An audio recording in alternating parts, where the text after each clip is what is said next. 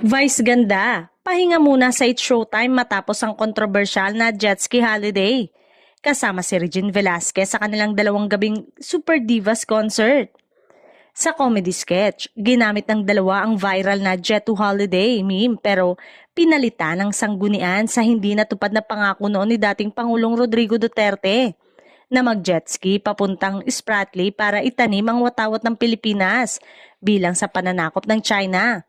Matapos ang concert, binahan ng batikos mula sa mga taga-suporta ni Duterte ang komedyante.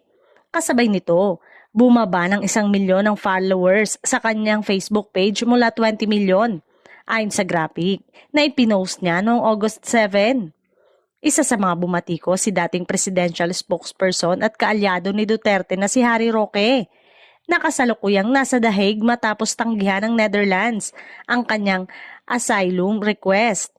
Ayon kay Roque, dapat daw ay inamin ni Vice na konektado ang kanyang patutsada kay Duterte sa umano'y pagmamayari ni House Speaker Martin Romualdez ng ABS-CBN shares sa pamamagitan ng Prime Media Holdings.